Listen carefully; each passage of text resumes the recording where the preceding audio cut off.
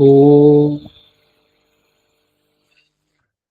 सहना भवतु सहनौ भुनक्तु सह वीर्यं करवावहै तेजस्विनावधीतमस्तु मा विद्विषावहै। ॐ शान्ति शान्ति शान्तिः। हरिः ॐ श्रीगुरुभ्यो नमः। हरिः ॐ. Okay, namaste all.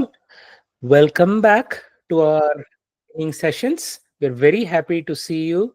Hope you all had a wonderful, relaxing, and refreshing break. I know some of you traveled, and some of you probably have had other people traveling to visit you. But summer is a great time to, or the summer break is a good time to recharge. Now we'll have a, a set of sessions that will go on at least till the end of the year. So we'll figure out exactly how to arrange those. But generally, broadly, the topics will involve karma kanda rituals, some basic knowledge and information, which we have seen slowly erode from the mainstream, and we want to see people kind of get back to that with basic uh, daily rituals and so on. So we'll begin with that, and then after that, I'm still finalizing if we can teach all of you, or at least have a refresher for some of you on the most important shlokas that you can chant on a day-to-day basis. So about 30 or so shlokas that every Hindu must know and can chant during the dinacharya, during the day. And then after that, we have some previews to our Indic Humanities classes. So we will see how best we can arrange and prepare you for those. There are some topics on Sanskritam, non-translatables, and so on. After that, we'll probably get into the humanities topics themselves. So we are lining up a lot of different things. Today we are beginning with Matrushi teaching us the Karma Kanda. This will go on for 2 more weeks, and then after that, we'll keep you updated exactly how we want to do it. And in the background, the organization is figuring out how soon we want to bring in the Indic Humanities. So the preparation is all towards that. All right. So with that, again, warm welcome, and I'll hand it over to Matrushi Antalakshmi ji. Namaste. Namaste, everyone. Welcome back to the sessions. Very happy to meet all of you. And just a few days ago, I think 2 days ago, I returned from the US. I was there in Austin. And thanks to the support of all of you, we launched Tattva Academy School. It's now live, up and running in the Chimya Mission facility. And the children are learning with a lot of enthusiasm, I would say. And even here at the ashram today has been a very auspicious day. We had some pujas and homams and all of that. And today our Anadi Parampara's first sannyasi was initiated. So our Guru Priya Chaitanya is now Swami Agasthanandagiri. So it's a great, sacrifice that the parents have done in a way by, offering their child for Loka Sangraha. So when we look at the global scenario, when you take engineers or IT developers or whatever, you will find a significant number of them. But when you say sadhu sannyasis, it's a very minority population, because not everybody has the you can say the courage, the interest, and the opportunity to take it up. So that way, we feel very blessed that we have been given this opportunity to, be part of the initiation. And he has been initiated in the Giri Parampara, which is part of the Dashanami Sannyasa order, as given by Adi Shankara Bhagavad Pada. We will, of course, talk about all of this as part of the rituals and these sessions as well. But today, I thought I will focus on the Shodasha Samskaras, or the 16 Samskaras, which are very important as part of Hindu Dharma. And we will sort of look at each one of them at what stages they are usually celebrated. Most of it, all of you might be knowing because you would have been practicing. But there are also a good number of people who may not have practiced because somehow they have been cut off from certain processes or couldn't find ways to reconnect or continue these processes. So we will look at some of them today. And of course, it varies across, even within Bharat. It might vary across the north, east, west, south. I'm largely presenting it from a south perspective, but a lot of similarities will be there. And as we discuss, you can also share, how it is different or similar in different regions of Bharat. And I may not be covering it in today's session, but probably in the next session, I wasn't, immediately able to prepare that perspective. But I was thinking that when we adapt it to the US scenario, how the Panchanga, the Sankalpa mantras, and all of that change slightly based on the Desha and Kala. That probably I will talk about it in the next session. But today I thought broadly I will cover the 16 samskaras.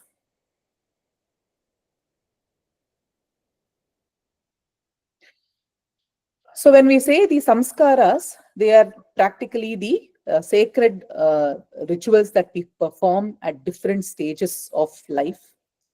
And they bring in a certain purity to the whole life process itself. And each of the samskara is designed such that they map to important milestones in the life of a human. Generally in the Western context, we map the milestone of the child's growth, right? So I similarly, it's not just about childhood; it's about the entire life, and in fact, beyond that is what is mapped as part of the 16 samskaras.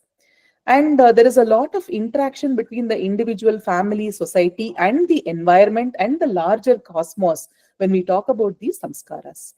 And this is definitely, it inspires the person to lead a life of the Purushartha. Because when we look at the samskaras, it is not just for personal benefit alone, it is for the larger benefit of the society. And it takes care of the dharmic aspects, it takes care of the artha, it takes care of the kama, and of course the moksha perspective as well. So when we talk about samskara, samyak means it is a process, it's good, right? And the samskriti or samskara, all these refer to a certain refinement in whatever we do. So in a normal day-to-day life, what we do is just we engage in a multitude of activities which are all quite dispersed and diverse. But when we channelize and do something, it's a certain refinement because there is a process around it. There is a goal of that process. There is a method to the entire thing, right? So that is a refined process, and that is called a samskara. Generally, we also use samskara in the context of habits. We should develop these samskaras. But what they actually mean is that it is the kind of impression that is created on the chitta. So generally, when we look at the Yoga Sutra and all of that, the way samskara is sort of, it's not defined exactly, but the way the meaning can be converged upon is in terms of samskaras actually represent the latent and potent impressions that get awakened when the right situation is created. For example, you throw some seeds on the soil, right? And when you throw the seeds, no, they don't immediately come. Suppose it's a dry weather. But the moment it starts to rain, all of these seeds start to sprout. So given the right environment, given the right scenario, the seeds start to, sprout, right? So similarly, these samskaras are basically latent impressions, which are also potent impressions. And given the right scenario, they get activated. And then you exhibit certain behaviors which represent these samskaras, right? It could be a samskara of doing dana dharma. It could be a samskara of taking care of the parents. It could be the samskara of educating the children in certain manner. All these are behaviors which represent these latent samskaras, and they shape the personality, the values, the characters right from the childhood stage, and in fact even the prenatal stage, as we see in the Hindu dharma and in the modern context as well. And they prepare the individual for higher spiritual pursuits. So what happens is that the samskaras are what define the jati, ayu, and bhoga. Okay, the jati is in terms of which species we are born. So whatever hidden impressions are there in the chitta, in the sukshma sharira, we would have led our life in a certain way. Those create certain impressions. And based on those impressions, these are carried forward to the next birth. Right? We cannot say whether it's the next immediate birth or whether it is the future births. But in some birth, it gets fructified. So it will define in what species we are born, and what would be the lifespan in that particular species, and what would be our experience in that particular species, in that particular birth, right? So we could be born as a tree, we could be born as a cow, as a dog, or whatever it is. We will have an appropriate lifetime, and in that particular lifetime we go through certain experiences, right? And in fact, there is a beautiful, I think I might have narrated this story. So there is this beautiful story of Jadabharata in the Mahabharata. What happens in this is that Jadabharata is he wants to do his sadhana. So he engages in meditation and all of that. And then at that time, what happens? A deer appears in his life, and because it's an animal, it's another jiva, and he has to take care of it. He starts to focus on taking care of the deer, and his mind completely focuses on the deer. And what happens is at some point in time, he dies thinking about the deer, and in the next birth he is born as a deer. But then he realizes that, oh, such a glorious life I used to lead, but and practicing my sadhana. But because I thought about a deer, now I am a deer. So he remembers his past birth, and then he just lives around a temple. And because of living around a temple, he dies. After he dies as a deer, he is born as a Brahmana. But then his whole past life memory is still intact. And then what he does is that he feels that he should not be born again. And then what he does, even though he's born as a Brahmana, he does not exhibit any behavior of a Brahmana. He does not engage in Vedic rituals or doing any particular activity. He is just there taking care of the cows like a Jada. Okay. So he does not exhibit any of his talents as a Brahmana. And then what happens? There is a king who passes by, and then there are his attendants carrying the palanquin. And then the attendants are carrying the palanquin. They need one more person to carry. So since this Jada Bharata looks very strong, they call him to do that. And as he is carrying the palanquin, the king poses a particular question in terms of why he is moving like that. And for that, Jada Bharata actually, responds back with a deeply spiritual question in terms of who is moving or something like that. I don't recollect what it is. So this, the king, it dawns on the king that he's not talking to an ordinary person who's carrying a palanquin, but rather a very realized master. And then he requests that Jada Bharata may accept him as his shishya. And then the story goes on. So that way, just by thinking about the deer before his death, he's actually born as a deer. So, okay, we need not worry so much about that. Not all of our intentions will be manifested. So, if you think about gulab jamun, doesn't mean we will manifest as a gulab jamun, right? But his intentions were so strong because of all of his sadhana, right? But in a way, we have also a certain, volition in how we choose our birth, and we take a certain body, we take a certain mind, and all of that to fulfill certain purposes. But what happens is that if our say our education, our workplaces are all very different from the purpose for which we have taken birth, then the jivatma goes through a lot of suffering. because it is not in alignment with the purpose that the Jivatma has taken birth for. So constantly there is a struggle inside. So that is why many young people, many children, many young people, many young professionals, they always want to quit whatever they are doing because they don't seem to fit in that frame. Because the whole life purpose they have taken birth is very different.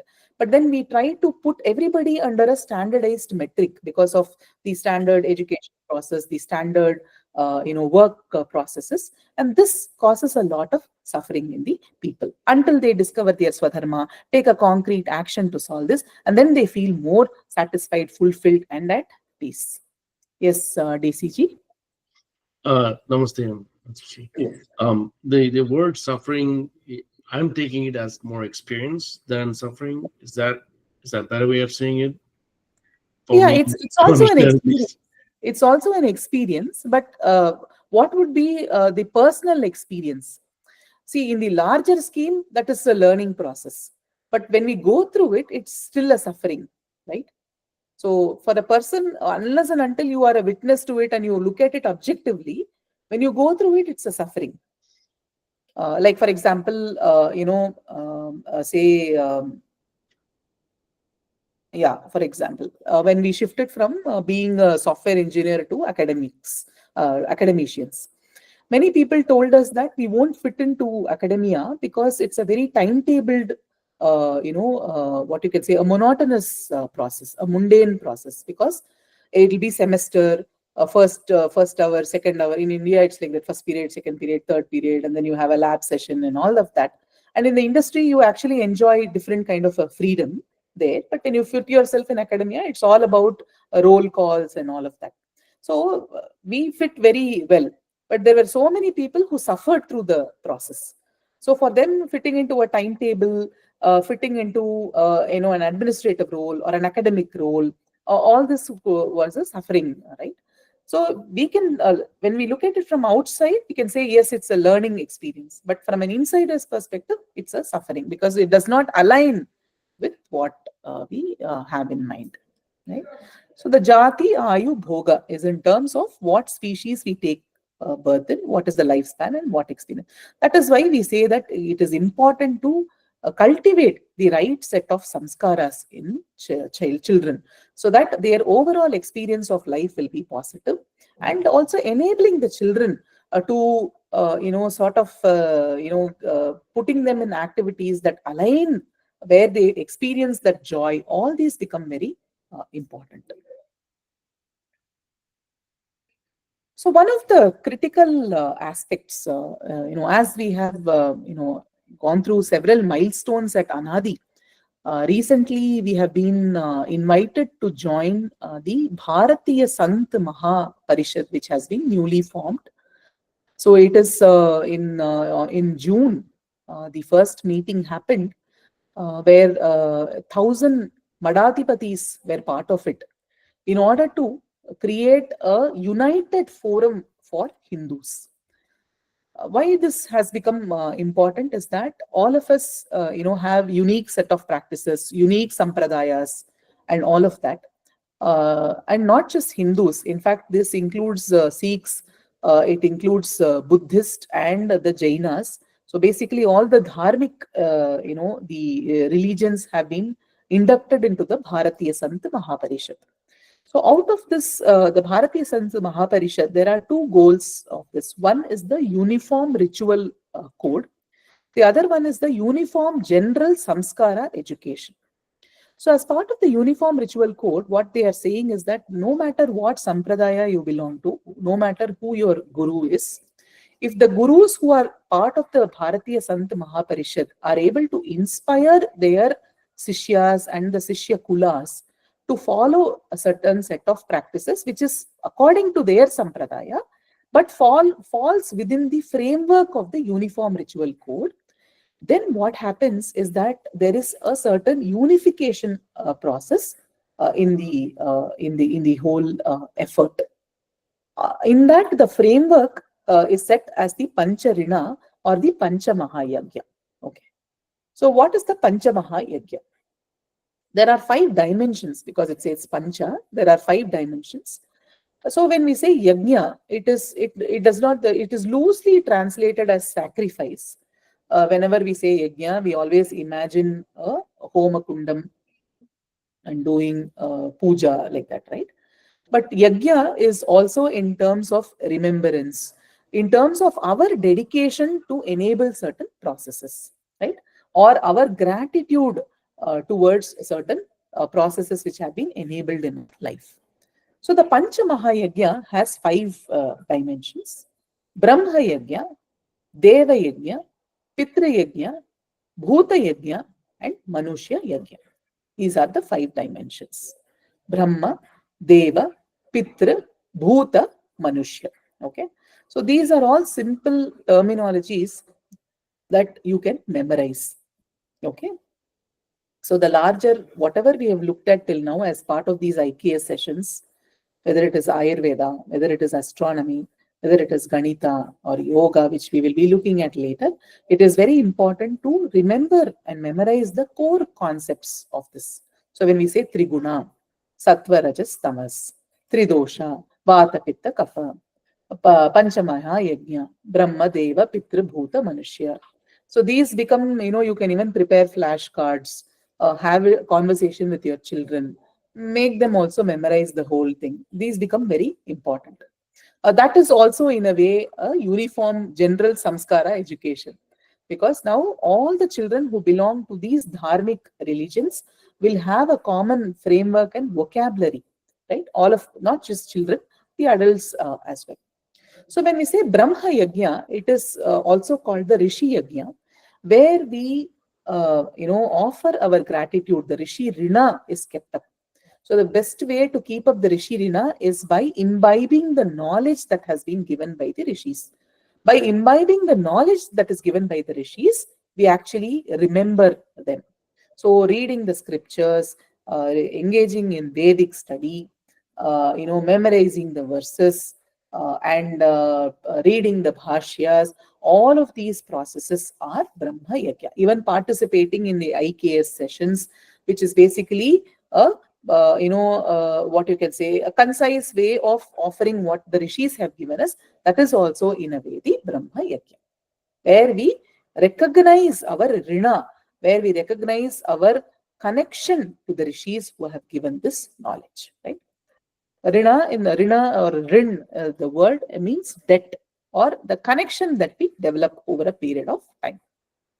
Deva Yajna or Deva Yajna, it is the Yajna or the Rina or the connection that we develop towards the Devatas. Pitra Yajna, towards the ancestors or the Pitras. Bhuta Yajna, towards the other living beings. Manushya Yajna, towards the fellow human beings. So in this context, what could be some of the aspects of Bhuta Yajna and Manushya Yajna, if some of you can just share? And how it can be cultivated in children. If you can share some ideas, we can take it from there. Yes, Ji, please. Bhuti Yajna, I'm thinking it's more like charity work, and let's say go down or Goshala contributions or something like that, or planting trees maybe, just without Nishkam Seva, something that you don't expect anything back, and you're just contributing to other beings. It doesn't have to be any human beings. I think that Manushya Yajna is the next one. If you're doing a service specifically like Bhojana, something maybe. Like Annadanam, you're saying. Annadana, yeah, correct. Yeah. Wonderful, Ji. Yes, Ji. And Deva Yajna could be like your Kuladeva worship or thinking of your Ishta Devata and doing puja. Those kind of things can be Deva Yajna. Yes, Ji. Very good. Even the daily pujas and all of that is Devagya. Anybody else wants to share about other dimensions? Sorry, I want to come back and say the Pitri Yajna is basically the monthly rituals you can do on the Yeah. Amavasya. I've learned recently that it's very important to do.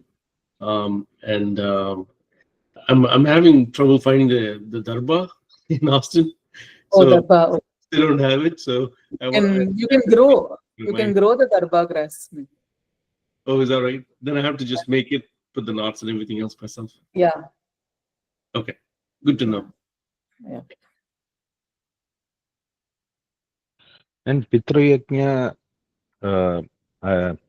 it's not every month, but there is one type of Pitra Yajna that happens, like, say, in Yajurvedam, Yajur Upakarma days, where you pay your respects to remember all the rishis that gave you your Vedic parampara.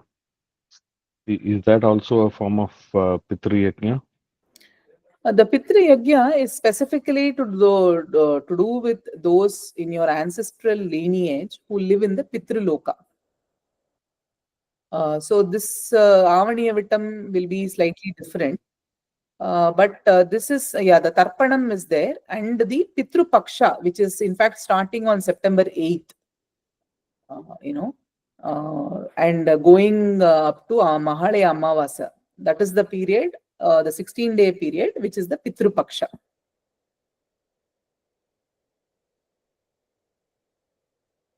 Anybody else about Bhuta Yajna and Manusha Yajna? Bhuta Anything like, Yajna, feeding the birds, or like, going to the Yes. pond and putting feed to the fish, Yes. or doing the Goseva. These are all Bhuta Yajna comes under, right? Correct. Goseva. Goseva is a form of Bhuta Yajna, Goseva. planting Yes. trees and looking after the environment. Yeah. And in fact, putting the kolam and the ants feeding on the rice floor, that is also Bhuta Yajna, where we put the rangoli and the ants feeding on. Nowadays, we put the chalk powder along with the rangoli so that no ants will come. But nevertheless, the actual way to do it is with doing it with rice flour, and then the ants come and partake. Anuji, you have unmuted. You want to say something?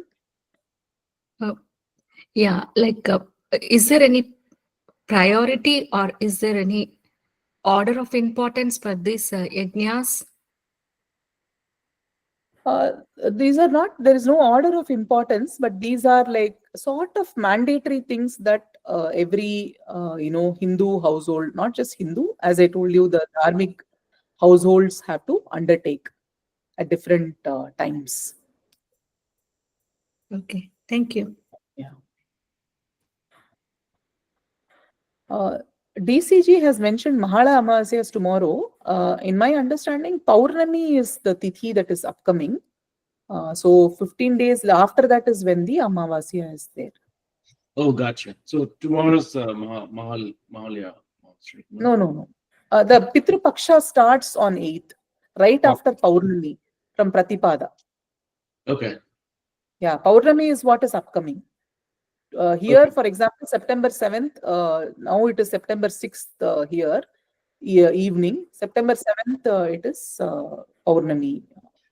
Gotcha. Yeah, it is full moon coming up tomorrow. Yeah, correct. Sort of. Yeah. Yeah, I think Mahalaya Amavasya has already been passed. The previous one was Mahalaya Amavasya. No, I think it's coming up, right? So, no, it's upcoming. Mahalaya Amavasya is still yet to come. Yeah. Okay. Yeah. Darshanji? I was just thinking about this Manusha Yajna. So we on a daily basis, right? We interact with so many people, kids, elderly humans, our colleagues, family. So thinking it's more like just being sensitive to everyone because it's more complicated, right? They're more robust beings. They have their own thinking. So just just being sensitive to everyone while you're interacting with them. could be a Manushya Yajna. Yes, Jay, that's also a subtle form. This is generally in terms of acts that are done, like, charitable acts, donating something, giving vastradanam, annadanam, vidyadanam. All of these are Manushya Yajna as part of the Manushya Yajna process. The Annadanam and Annadanam. All of these are part of the Manushya Yajna. So this is one framework that can be taught to all the children. In fact, our Samskara journal is designed based on this framework. So there are activities for the children to do with respect to Brahma Yajna, Deva Yajna, Pitra Yajna, Bhuta Yajna, and Manushya Yajna. So different sets of pages will actually reflect these things. So in the Brahma Yajna component, we have given IKS notes where they learn about various IKS components, including Ayurveda, math, astronomy, and all that. In the Daiva Yajna, we ask the children to go to the temple, arrange the Golu dolls in the steps. In the Pitra Yajna, what we do is that we ask them to draw the genealogy tree. And in the Deva Yajna, we also ask them to find out their Kula Devata. In the Bhuta Yajna, we ask them to do various activities towards nature and animals, like feeding the cows, go seva and all. And in Manushya Yajna, what are the various charitable acts that they do, like even expressing gratitude to their friends and family, helping the elders at home. All of this, we have the entire journal is designed based on the framework of the Panchamaha Yajna. Any questions you have, Ji? DCG? I do. So is the Pitra Yajna mostly on the descendant, I don't know how you say it, but who passed away? Who passed 3 generations, 3 ancestors. Yeah, Okay. 3 generations. If they're alive, then you put them in the last Manushya Yajna? Yes, yes, Okay. yes, yes. Including parents, right? Parents, Living when they are there, it is Manushya Yajna. If they have passed, they are in the Pitraloka. I mean, we can't say which loka they are, but we assume that they are in the Pitraloka. Thank you. And if they have been reborn, it is still helps. It still helps. So 3 generation ancestors, some might have been reborn, but still we do the Shraddha, we do these Pitra Paksha, we remember them. So we read out their names also. So for example, the Pitra Paksha is a 16-day lunar period, 16 lunar day period. It begins in Pratipada and ends on Mahalaya Amavasya in the Bhadrapada month or Ashwini month, which is this September. Yes, Ashwinji? No, it was the last slide.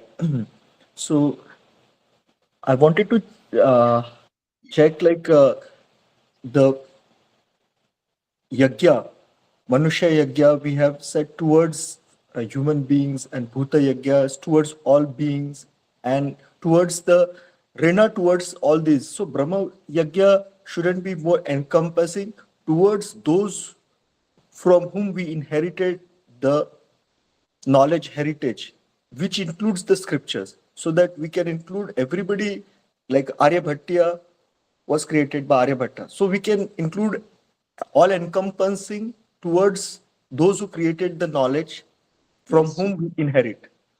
Absolutely. That's the best way to define it. Okay. Absolutely. Thank you. When you say scriptures, it's not just limited to the Vedic scriptures, as you rightly said, the knowledge heritage, whatever we have derived from them, like even Aryabhatta, Charaka, all of these people are included in the Brahma Yajna. So the Sukshma Sharira or the Jivatma, the Sukshma Sharira of the 3 preceding generations of one's ancestors reside in the Pitriloka, which is of course governed by Yama. So only those 3 generations are given the Shraddha rites, in which Yama plays a significant role. And Pitru Paksha prayers are offered to bring upon moksha. And it is said that the Pitris visit the earth at that point in time and they sort of help us. And many a times when we face some challenges in our life, and when we consult astrologers, so in many cases they will tell that there is a pitru dosha in the family, especially when we are going through repeated turmoils, repeated ailments, multiple ailments in the family, no peace in the family, and all of that. When we consult an astrologer, they say there is a pitru dosha. That could be because, either in our current generation or previous generation, the shraddhas may not have been performed at appropriate times. The tarpanas could have been missed, or the pitrapakshas could have been missed for whatever reason. Even work sometimes takes us away from all of these. The convenience takes over the complexity of the rituals. So many, it could be any reason. But then we take remedial measures, like probably going to Kashi, going to Rameshwaram to complete these processes, right? So the Pitru Paksha is like that. As I told you, it is beginning on September 8th here. You can check in the local calendar, and it goes on. And what they do is that the ancestors who have, our generations, that particular tithi, whichever falls in this 15-day window, in that tithi we perform. So if the grandfather has passed, for example, in the Dwadashi tithi, then on that tithi the tarpanam is performed, right? So like that, it is done in the Pitru Paksha. And generally the darbha grass and the til, or the black sesame seeds, are used as part of the tarpana. And there are mantras. Some people do it on their own. Some people invite the Purohit to do this. And there is a story. In fact, when you look at the Puranas, there is the Devi Bhagavatam, and many of these Puranas, in fact, would have been narrated to Janamejaya, because he would have come to know that Parikshita would not have reached appropriate loka. So what happens to Parikshit Maharaj is that he is bitten by a sarpa who enters the fruit. He actually is residing in a chamber, very highly guarded chamber, so that the sarpa would not bite him, because he got a curse. But then what happens is that the sarpa and becomes a worm and enters a fruit, and that fruit is given to him to partake, and that time the sarpa bites him, and his entire body turns black and he dies. But because his body turns black, and because it is carrying the poison of the sarpa, they just dispose his body in the river without performing the appropriate Antyeshti karmas. This then what happens is that Janamejaya comes to know that Parikshit has not attained the appropriate gati because of this, the way his the sharira was disposed. And then he is advised that you listen to the Devi Bhagavatam, you listen to the Puranas, and this will help, in Parikshit Maharaj get an appropriate gati. So he does a big yagam in which the sages come and recite the Puranas, and by just listening to it, he attains to Chitta Shuddhi. And at the end of this narration, when he checks, it is confirmed that Parikshit attains to an appropriate gati. So similarly, when you look at the life of Yudhishthira, he understands that his father Pandu has not attained to the appropriate loka, and is still pending. His case is still pending, and that is why he performs the Rajasuya Yajnam, and after which Pandu attains to an important gati. So all this, we cannot bring out any scientific evidence for this, because before birth and after death, both these are out of the scope of modern science. So the only way, as we told, we have looked at it multiple times in our sessions. There are different sources of valid knowledge called pramanas: pratyaksha, anumana, agama, and upamana.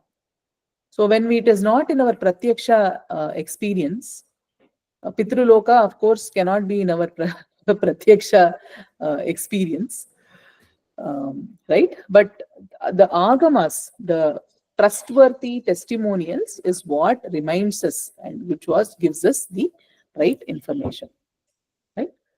So this, so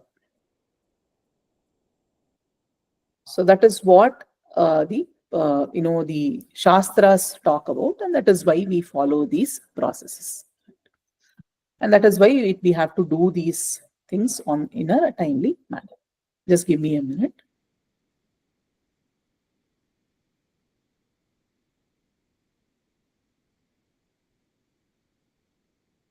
Namaste, Shrikantji. Is it okay if I just take a 1 or 2 minute break? Somebody is here. I will just attend to it and just be back. Is it okay, Ji? Yes, of course, Ji. No problem. Yeah, just 2 minutes. Thank you so much. Sure, sure.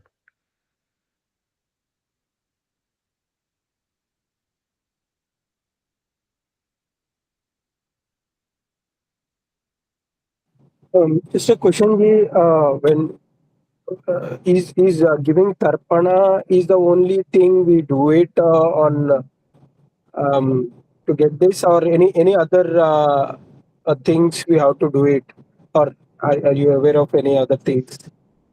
There is an annual Shraddham ceremony also some families do.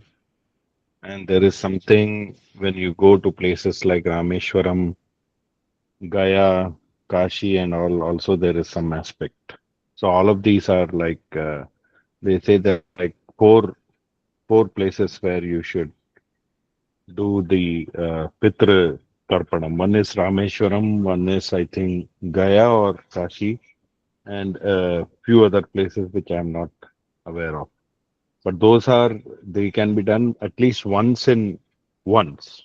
But annually, I think there is one Shraddham, kind of like a death anniversary, but as per the Indic calendar, uh, ceremony also that you do in addition to the monthly Amavasya Tarpanam.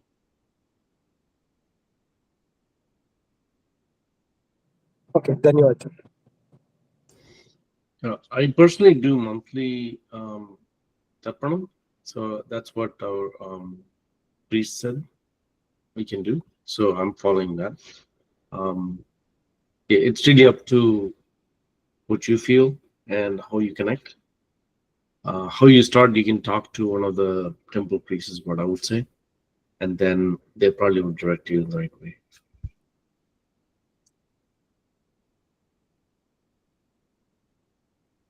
Yeah.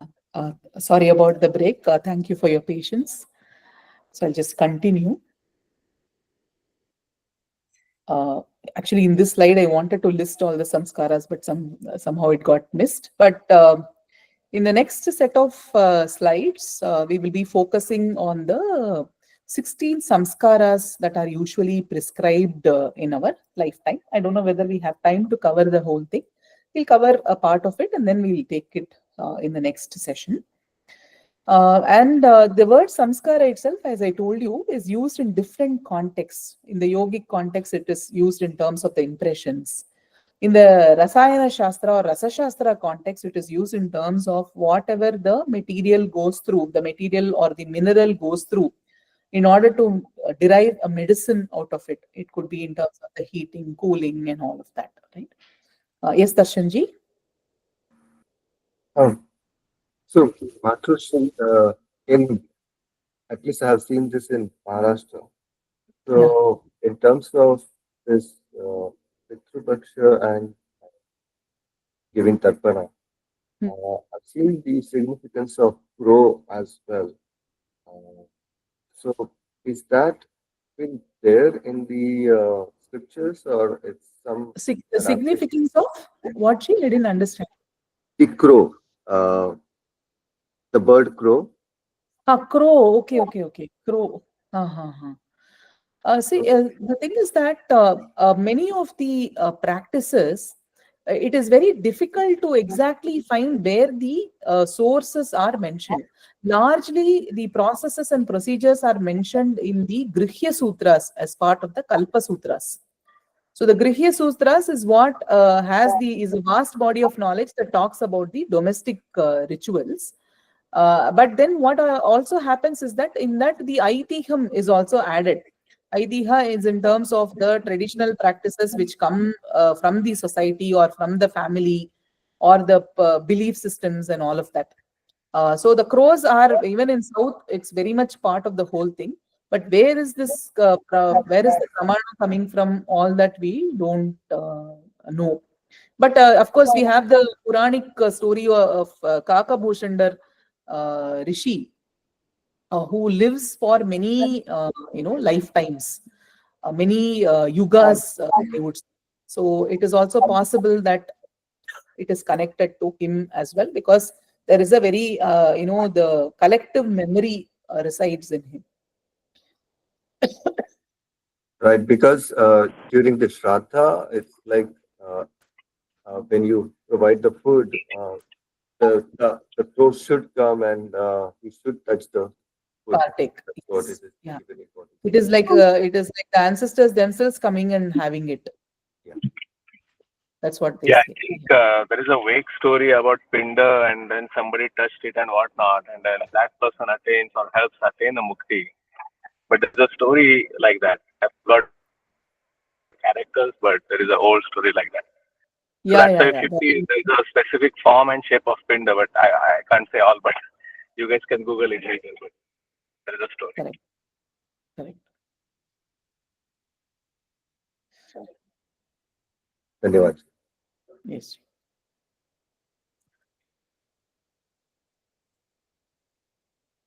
So the Garbhadhana Samskara is performed before the conception of the child. So it is basically the the dana of the womb, right? And where we invoke the right kind of being to come and occupy our womb. And so appropriately the Dampati prepare themselves, could be the yogic processes, could be the various rituals, even simple things like cleansing the body, going through a yogic routine, going through the panchakarma, the Ayurvedic routines, following a very simple lifestyle, undertaking a vrata for many days, visiting various kshetras, and also, deeply connecting with the Ishta Devata, so that the form of the Ishta Devata is invoked, and then we pray that such a being might come. Or we can take a sankalpa that this is why, this is the purpose for which I am giving birth to these children. Let them take it forward in a certain way. So this could be, a process that is there. And this is seen as the first step in shaping the future generations. So as we looked at in the Ayurveda session, the Rasa Dhatu, the Rakta Dhatu, the Mamsa Dhatu, Majja, and all of that, the Rasa Dhatu eventually enters and becomes the essence of the Shukra Dhatu, which is the reproductive fluid. So whatever food that we eat actually is transformed into the essence of it is passed on to the reproductive fluid as well. So what we eat, what lifestyle we follow really impacts the future generations. And as we always joke or even seriously mention, that we could be born in the same family as our own grandchildren or our great grandchildren. So whatever genetically we contribute to the lineage, we will again inherit when we are born again. So it is very important that we lead our lifestyle appropriately, unless we are confident that we won't be coming back again, right? But jokes apart, the Garbhadhana Samskara is to do with mainly preparing the womb to receive a being appropriately, right?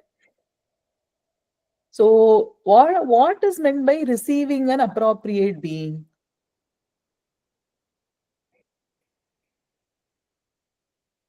I mean, I welcome any of you to share your perspectives. Could you repeat your question, please? When we say inviting an appropriate being, right, into the womb, what does it mean? Getting a child with the desired qualities. Okay.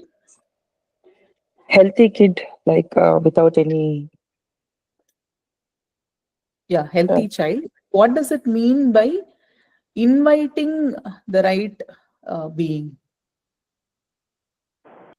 It's more appropriate, as in the sanchita karma, the accumulated samskaras of the newborn child is appropriate to the family that is going to have the child, right? It's the match, if you will. Match is what I understand it to be. Yes. And there is something where certain beings are looking for Yes. an appropriate home to be reborn. Correct. So they could be beings like that are like 98% moksha they attained in the previous, but they will look for a place where the appropriate samskaras and all that is being practiced, so that when they enter that body, they will get a life with good samskaras so that they can easily attain moksha. Very good, Jay. Excellent point. Excellent point, Jay. Anybody wants to add to this? Yeah, I think I've vaguely heard that people can do certain practices, rituals. Well, one is even your own nature, thinking, sanskar on yourself. How do you conduct yourself? How do you behave? How do you earn money? Like all of these things are also factors. And then if you do some rituals, that's where you can attract or invite some of these beings to be part of your family. Very Apart good. from the karmic entanglement. Yeah, at the Yes, end of Ashwin. Sorry, go ahead. Yeah, Ashwinji. Oh, sorry, I was on. Sorry, Matushiji, I was on mute. Yeah, so it could be also something like when we do Shodasha Upchar, 16 Upchar. So during Ganesha also, we invite Avahan, we invite Ganesha to come. In that sense, we invite. That is the first step. Yes, Jay. Correct. DCG. At the end of the day, I think it is a soul-to-soul connection, right? So whatever relationship you have from the past, or I guess it's the past always, and then you're trying to bring and pay off your karmic debt with that specific soul, or maybe you're trying to help the soul back.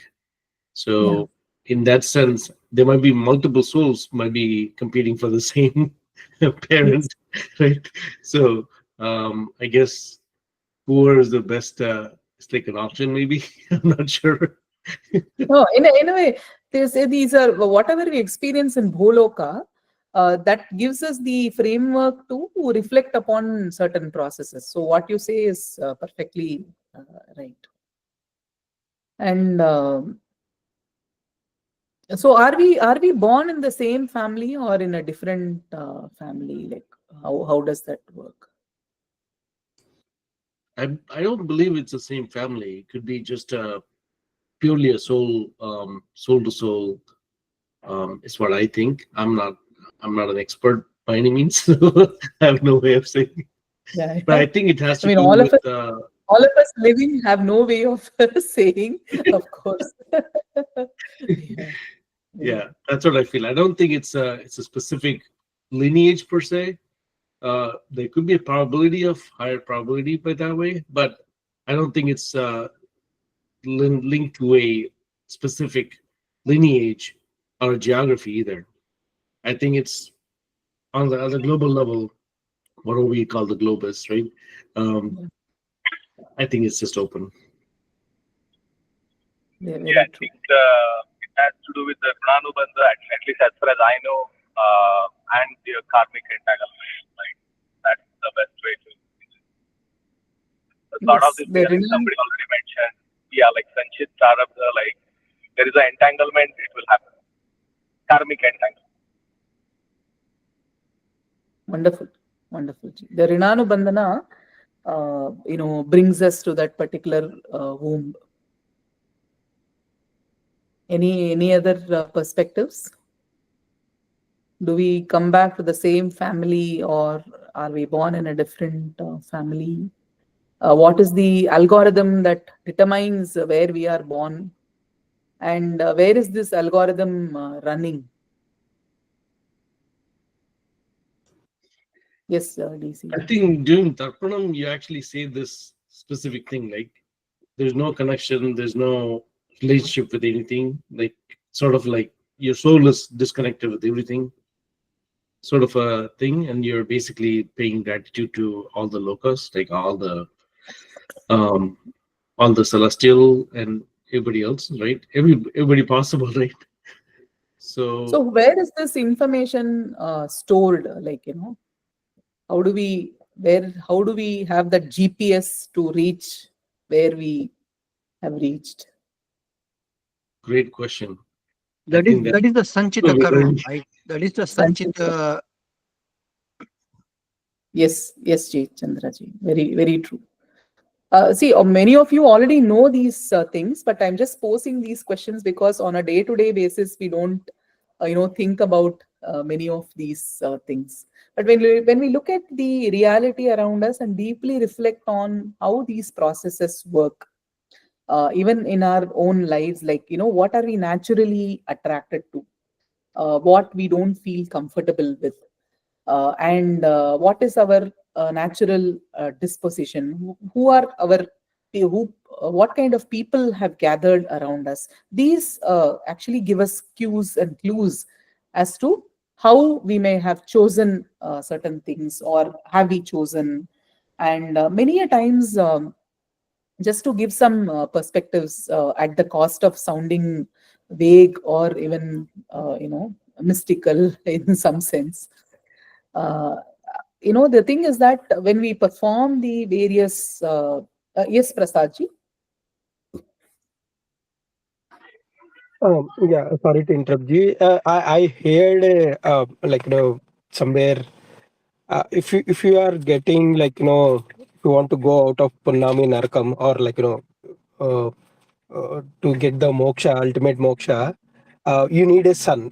Basically, for doing your last rituals, you need a son. And when you are doing, when you want a kid, so Lord Shiva will ask our ancestors, asking whether you need a son or not, and our ancestor will dictate whether we need a son or a daughter or whoever it is.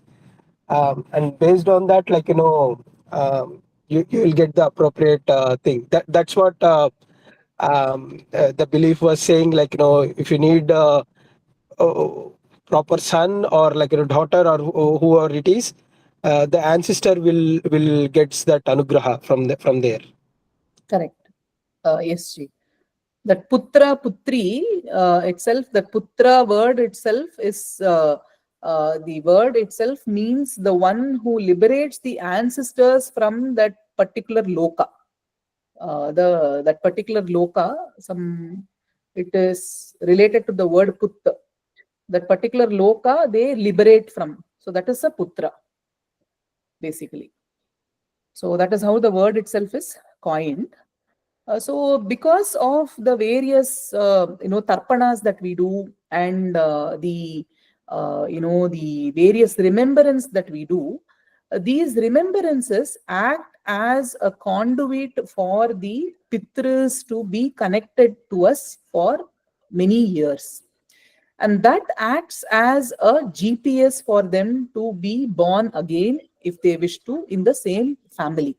So that is how they know that which is our family, because now they're all floating in the Pitruloka. So how will they find the way to our family? So the tarpanas that we do helps them to understand that this is the family that we are connected to. And many a times being born in the same family becomes the most convenient option, because you can start from where you left, or you know the environment already. But if we seek some newer experiences, or wish to accelerate or wish to decelerate or whatever, we might choose an appropriate womb which may not be connected to the family. And many a times the Kula Devata becomes a huge repository of this information, which helps us to, again, when we connect with the Kula Devata, they ensure that we are born in the same Kula appropriately, or the Kula Devata may hand over us to another Devata for a future lifetime. And ultimately the aim is to be able to nullify this balance so that we attain to moksha. So whatever is the best algorithm, as somebody said, the Sanchita karma is there. However, you want to nullify this balance in an accelerated manner, a decelerated manner, or whatever it is, that is the pathway which is taken. The Kula Devata maintains people who have a guru, who is guided by a guru. The guru becomes the means to have this information, so that though with the biological parents, we are connected to only a few lifetimes. The guru, we are connected to many lifetimes, and they become the repository of this particular knowledge. But still, all this is, is still in the domain of our non-experience. But at least, as I told you, the agamas talk about how to perform the various processes. So, Garbhadhana is a way to offer our womb to the appropriate being. As Subramani was saying, beings, the Jivatmas, look for a womb based on the purpose, Jati, Ayu, Bhoga, whatever they want to experience, and then they occupy the womb. There are two hand raises. I'll probably take it at the end.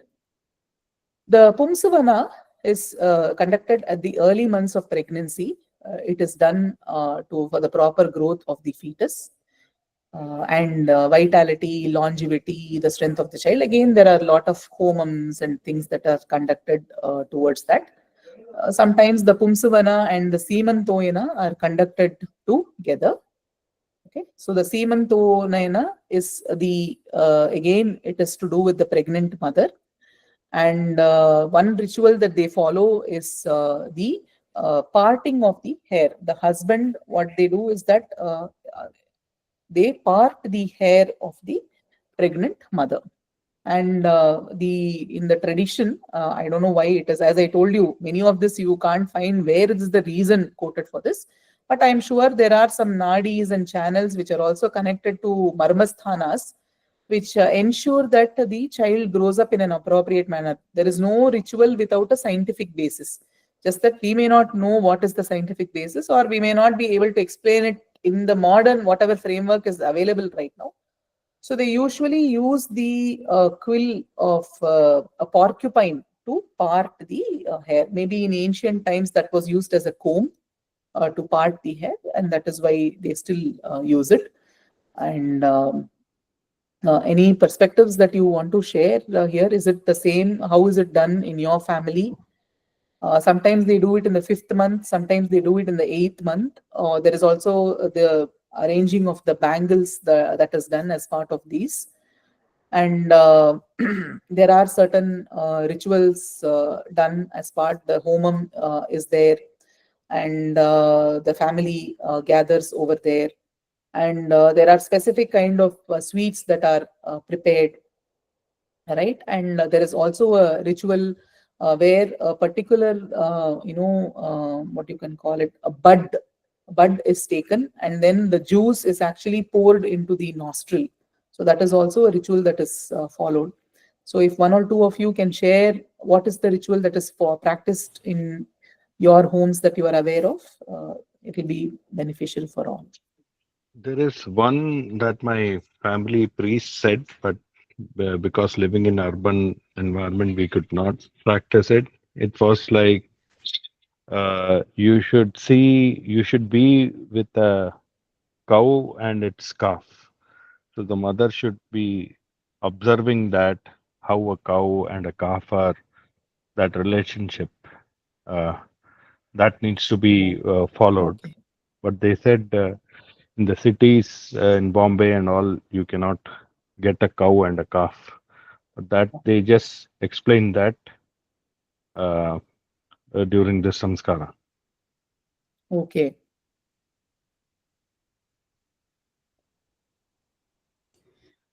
Any other, In our side, any it was others can say? basically the bangle ceremony, but it was like almost like a party, like a lot of families, a lot of everybody came together, and then everybody is putting a bangle for my wife. So that's sort of a thing we follow. Yes. Same. Anybody else wants to share?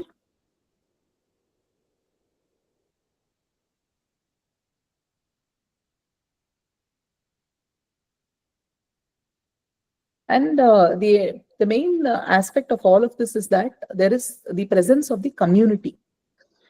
So in the modern process, even in the birthing process and all of that, many people feel very lonely because, especially when you live abroad, your parents or your family members are not able to come for whatever reason. And now with all the visa things going on, it's going to become all the more tough for the family to join. So at that time, the pregnant mother feels that the whole burden of giving birth and raising the child is on the parents, right? And but then with these processes, it ensures that the mother feels that yes, there is a whole community that is taking care of me, that is taking care of my needs. So even the civilizational knowledge is available embodied in many people around me, so that I don't have to Google up the internet for every step in terms of the milestones or what food I need to give or how do I understand the birthing process and all of that. We don't feel lonely in this whole thing. So all these processes bring the community together, bring the family together. That way the burden is not on the individual. Yes, Prasad ji.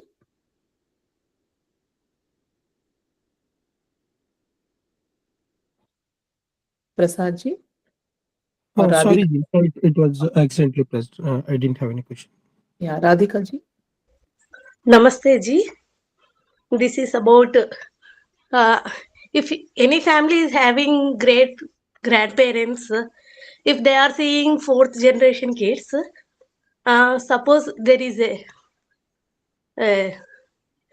if fourth great grandparents, they are feeding with a gold spoon with milk to fourth generation, what they are seeing for kids. And if we perform Kanakabhishekam to great grandparents when they are alive, they think that they will attain moksha, whether it is true or not. As I told you, we have to rely on the words of our elders because there is no way of sharing a personal experience unless we have a memory of the past lifetimes. So as I told you, there will be certain things mentioned in the Grihya Sutras. There will be certain things that come from the family or societal practices. So when people of whom we trust say, we have to take it and then practice it. So for example, when the son has a son, I think then the grandparent becomes eligible for a Kanakabhishekam or something like that, as you rightly said.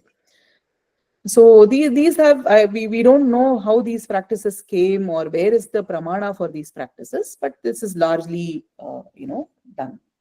So as I told you, it's very difficult. Some could be coming from the Puranas, some could be coming from the Vedic practices, some could be coming from the societal practices. Thank you, Ji. When we are performing that type of functions, no, we had a lot of doubts whether it is true or not. This is the situation I got. Now I want to share with you. That's Correct. why I asked you. Thank you. Yes. Many So, of if many, yeah.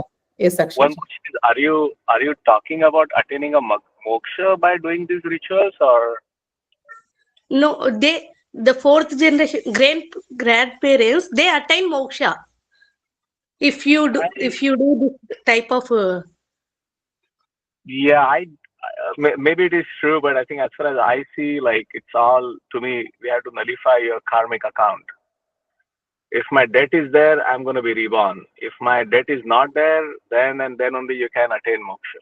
Like till that time, you have to pay, whether you like it or not. That's how I see it. So all these rituals probably are helpful and maybe useful in maybe going from one birth to another or something like that, or transitioning. But as far as I see, without clearing your karmic account, there is no escape. So in fact, many of these rituals are also done in a way to honor, because they have served for so many generations. This becomes a way of honoring their experience as well. So as Akshay ji said, moksha or not, with this ritual, we don't know. But in a way, these rituals help, at least to show our gratitude. Because, for example, my own children, they have seen my grandparents. So my grandmother is the one who raised my children. So that way, it's a great good fortune that my children have had, because they were able to see my that is their great grandparents. So as a way of gratitude, we can do any celebration in that sense.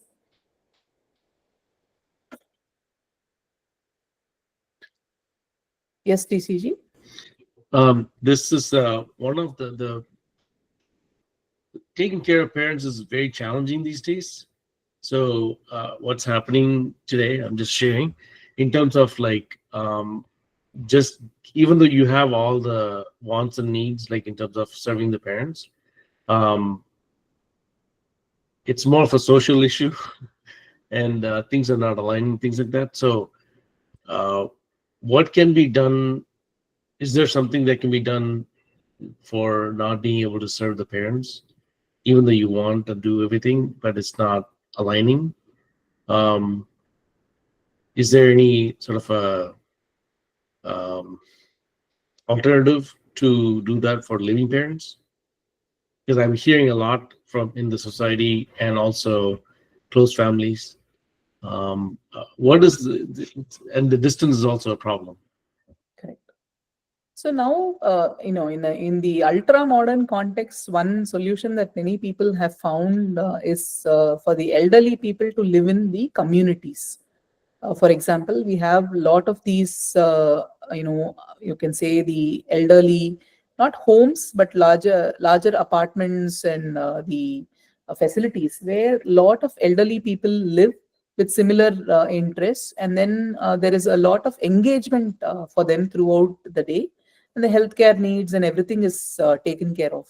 So many people have started enjoying this community living.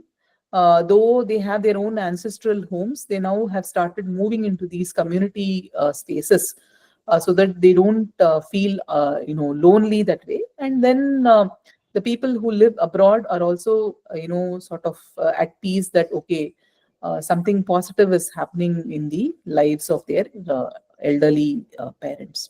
But of course, no substitute for being in person, serving, taking care of them and all of that. But as you said, taking care also becomes a very complex process these days. And what is meant by taking care, that also has it's a very subjective thing. For example, many people like, it's spending more on hospitals? Is it counted as taking care of well? Or helping them with preventive practices, is that taking care of their needs well? Or ensuring that they have a good bank balance, is that taking care of well? Or traveling frequently and seeing them. So it's all a very subjective process, I would say. Things have changed a lot. And many people live abroad right now, and find it difficult to travel frequently. So given all these constraints, people have evolved their own creative ways of solving this problem. But the COVID was a very heart wrenching thing for many families who couldn't come.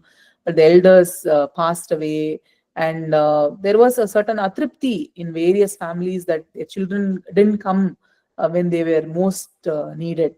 So people go through these emotional situations as well. Yes, Subramani ji. Speaking of what is the right seva, right?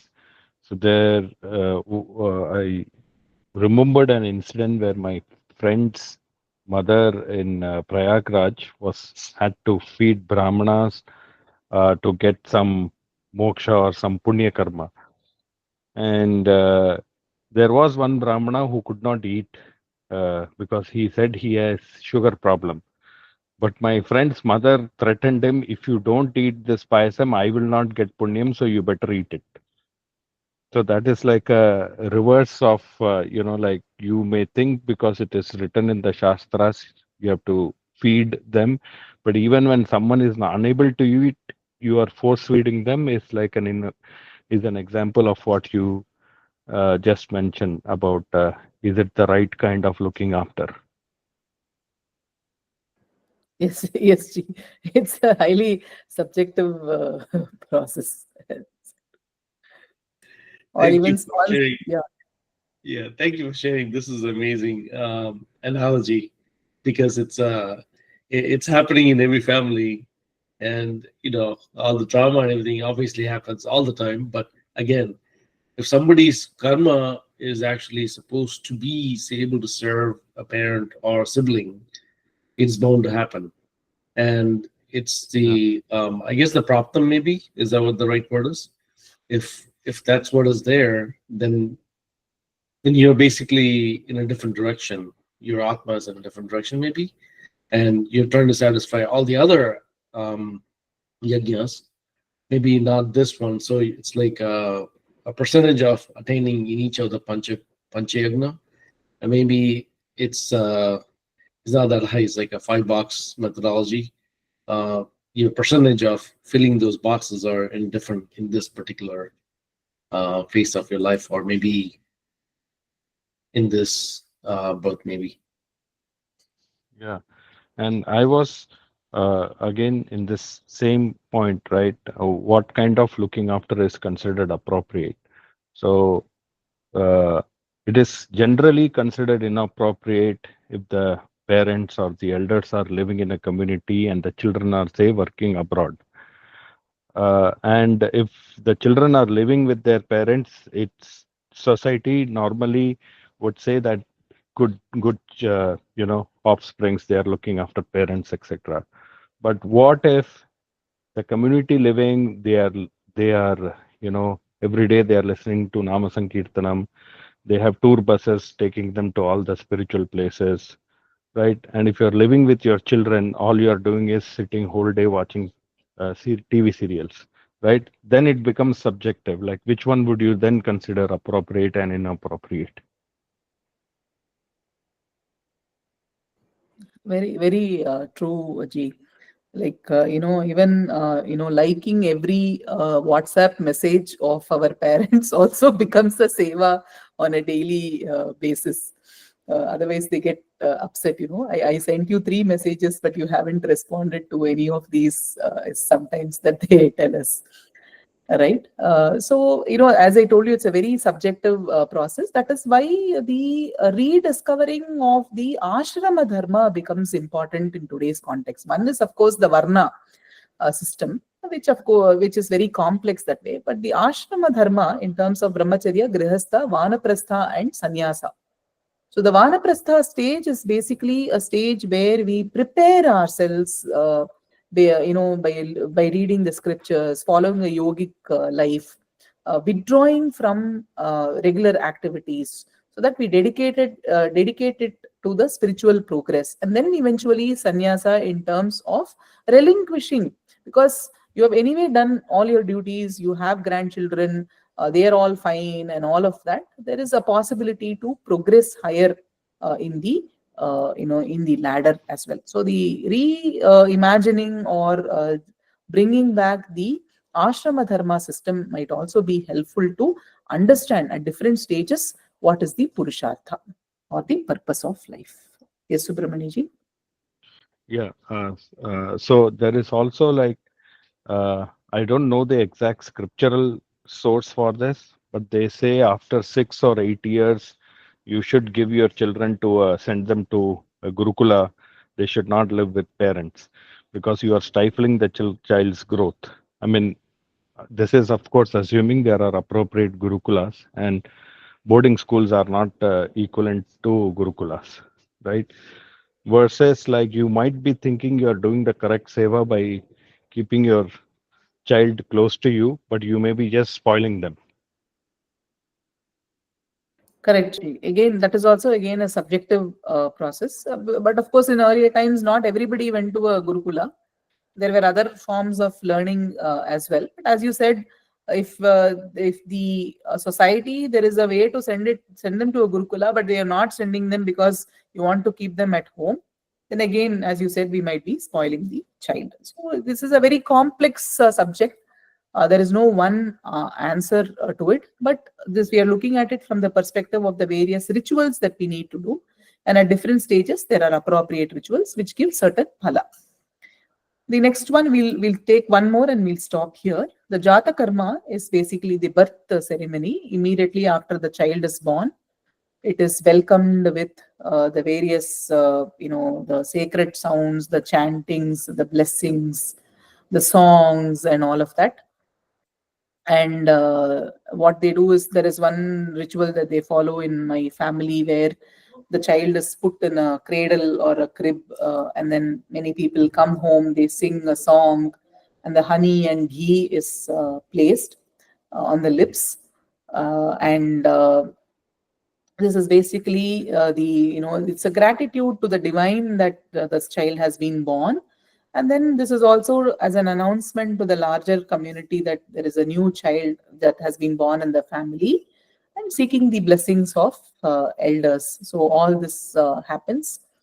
And many things have changed over a period of time, as I keep telling in this session, that honey and ghee, they used to tell, now they are saying honey is honey is adulterated, so don't give honey is not good. So we keep getting these new researchers and new perspective on that. But Charaka has given a lot in the Ayurvedic domain with respect to what could be done once the child is born. There is this entire body of knowledge called Kumara Bhritya, which talks about child diseases, how to take care, and child development as such, which is one of the important domains of Ayurveda, which is an important text of Ayurveda. So the scriptural references are available to us in terms of what to do at different stages of life. So we will stop here. If there are any one or two closing remarks, or if Srikanji wants to mention anything, we can do that. Okay. I don't have any specific announcement. I just wanted to kind of thank everyone for coming back in large strengths here and resuming this with as much vigor as we had prior to the summer break. So let's keep it going. I think we all learned a bunch of things, and of course, this is wonderful discussion to enrich everyone's knowledge about the samskaras. As I had mentioned, maybe some of you missed early on, is we're going to finish these samskaras, the karma kandas, rituals, simple puja vidhis and all that, and then move on to learning about shlokas that everyone should know, every Hindu should know. And then we have the Indic humanities. Maybe there'll be a precursor lecture to that on the non-translatables and so on, and then we'll move on to the core Indic humanities topics. That is expected to go at least until the end of the year, maybe even spill over to early part of 2026. So a lot of interesting content coming up. Let's keep attending every week with the same level of enthusiasm, and come here in large numbers. Let your friends know as well. I think the Indic humanities part is going to be very interesting. We've already had a few new registrations. I think the second half of the training program is slated to be really enriching for everyone. Okay, with that we can wrap up the class today. Let us know on the WhatsApp group. I have added everyone to a calendar notification for this class. As we transition into the daylight savings time, I think the India time will change, but we'll still have the same time here. This year, Okay, it's not sure whether daylight savings will kick in or not. What's that, G? This year, we can't be sure if that will happen or not. Oh, is there talk of doing away with this? Yeah, I mean, he was saying, let's end this and all that. All right, yeah, So, we'll see. Okay. In any way, any case, I think we'll keep the same timing for now. So let me wrap this up with the ending shloka, and then we'll meet up next week. And as soon as I receive the slides, I'll post it on the classroom, Google Classroom. All of you should already be members there. And then please take time to review the recording and the slides between now and next week. Okay. Om Sarve Bhavantu Sukhinah, Sarve Santu Niramayah, Sarve Bhadrani Pashyantu, Ma Kaschid Dukkha Bhag Bhavet. Om Shanti Shanti Shanti. Harihi Om Shri Gurubhyo Namaha. Harihi Om. Dhanyavadaha. Shubhadinam. Shubha Saptahantam, everyone. Bye. Dhanyawad. Thanks, man. Dhanyawad.